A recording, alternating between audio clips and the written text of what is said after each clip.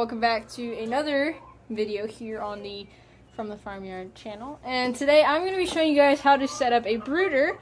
If you don't know how to do that, I will walk you through the steps. We're going to clean out a brooder. I'm going to show you the setup, what we use for feeders and waters, feed, show you some chicks that we have.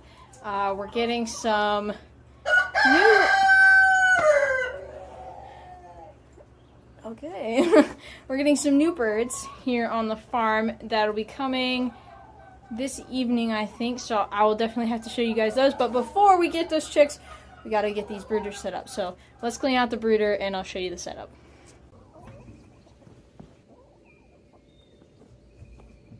So over the years, we've used a lot of different brooder setups. We've built brooders out of wood. We've used cardboard boxes, totes. We've used a lot of different things, but we just recently upgraded to these stock tanks. You get these from Tractor Supply. This is a 100-gallon galvanized heavy-duty stock tank. It's really nice. I enjoy it. We also have another one, which I'll show you. We'll clean it out as well. It's a little lower to the ground, probably half the height as this. But it works better for smaller chicks, whereas these work better for larger sized birds that are trying to fly out. That you still need to keep them under heat, but they need to stay in their pen as well. So, like I said, 100-gallon galvanized stock tank. Get it from Tractor Supply. They work really well as brooders. But let's get this cleaned out.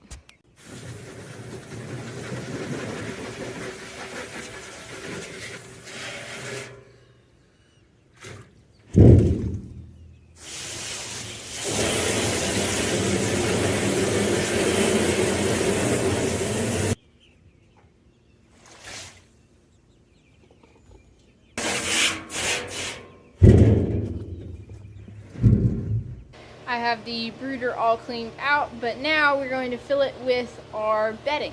So the bedding that we use is pine shavings. We get them from Tractor Supply as well. The reason we use these is they're a little bit more absorbent than other beddings that we've tried, and it's less dust, which is always better for the chicks breathing. So we like to use pine shavings. It's a preference. There's a lot of different other types of beddings you can use, but this is what we use. So let's go fill the brooder with some pine shavings.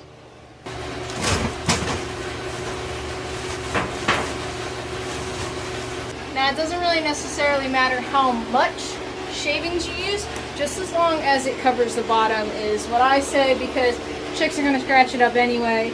It doesn't have to be too thick, doesn't have to be too thin, just enough so that it covers the base of the brooder is what I go off of. So, what we use for feeders and waters. Now, we have a bunch of different systems that we use, but it's all dependent upon the group of birds that we get at a time in a brooder, and however, how big they are, how small they are, you know, dependent upon size and the amount that we have. So, if I am doing a small amount of chicks, I will use this feeder.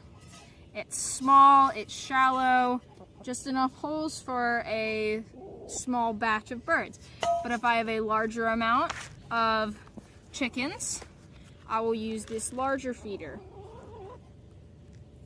It's got a lot of different ways to access the food. But for water, what we do is, this isn't really, if it's a smaller amount of birds, we'll use this, but we use it for chicks just because it's easier to fit in the brooder. So we'll use this small chick water, and you can pick all this stuff up at Tractor Supply. This just screws on, screws off. We like to use this for our chicks. And then we'll also, if we have a bigger flock or we have more space where we can put it in, we will use just a normal size water, and we'll just fit it in there. For food, what we feed our chicks.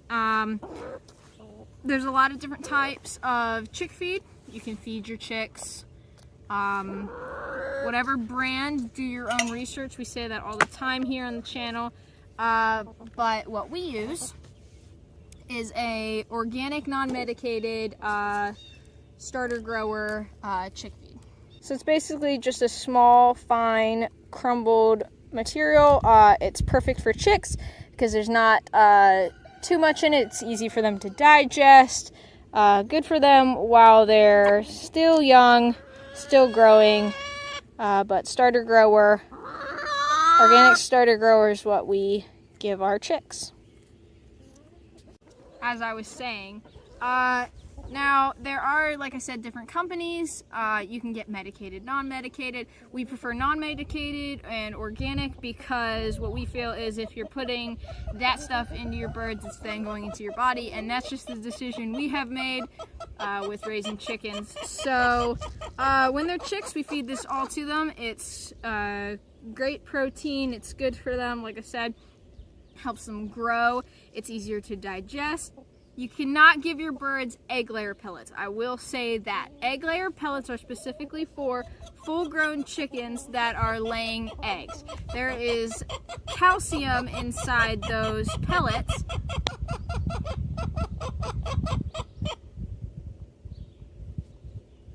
Please. There's calcium inside those pellets, and when they're chicks, they really don't need that in their bodies. So, starter grower, great for chicks. Definitely what you want to get. Don't go to egg layer pellets because it's not what they need. It's not what their body needs, and you're probably going to end up with some dead chickens because you fed it to them too soon. So keep that in mind. Be cautious of that. But yeah, let's go fill up these water. Now, they really don't want to see your hiney. Please. Alright, let's go fill up some waters. Now, when it comes to heat sources, there's typically two things you hear the most. You hear heat lamps or heat plates. So what's the best to use? If you're worried about fire, heat lamps are a huge fire hazard. The glass bulb can bust, causing glass to be all in your pen. The heat lamp could fall out, and this gets very hot, very, very hot. So because there are wood chips inside of your brooder, it can catch on fire, and when that catches on fire, your chicks will catch on fire, and it's just not a good scenario. So if you're worried about safety and you want to take that extra precaution, I would suggest a heat plate. They work just as well, and it's not a fire hazard, and it's definitely safer than a heat lamp. So it really is up to you. Do your own research. We use both. Both work fine, but the heat lamp is definitely something to be careful of when it comes to supplemental heat. So let's move the babies, and let me show you the chicks that we have. So first up, we have our two Midnight Majesty. They're a couple weeks old now. They have feathered feet. Oh, calm down. You can see their wing feathers are coming out. So yeah, two Midnight Majesty. Next up, we have our two Americanas. These two are the same age as the Midnight Majesties. You can see their feather coloration is coming out a bit more. You can start to see the striping pattern. So these will probably end up looking like a barred rock, I'm guessing. But we have two Americanas. And finally, we have three Brez meat birds. It's a dual purpose bird. We hatched them out. Hey, that was rude. We hatched them out, so they go in here as well.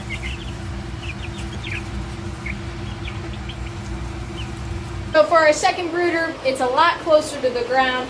Definitely, probably half the size of the other one, but it's perfect for the birds we're getting. Stay tuned to the end and I will show you them. But for right now, we're just gonna get this brooder set up, same way we did the other one. So let's get it done.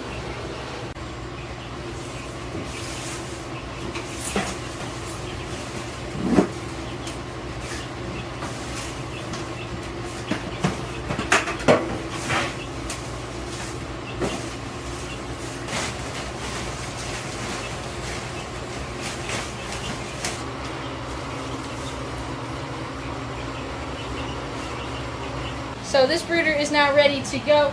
We have the heat plate in the back. We may move it down a little bit closer to the ground That way the chicks can curl under it.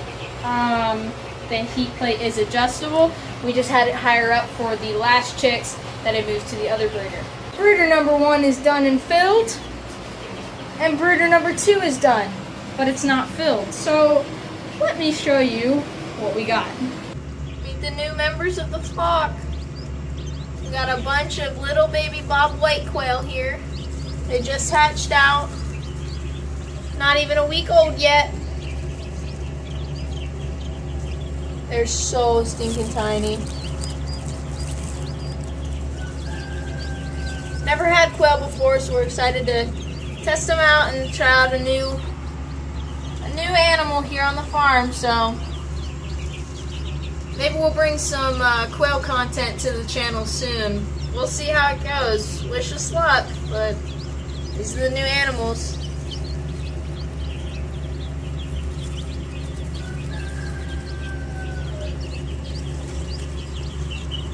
Guys, thank you so much for joining me here on the channel.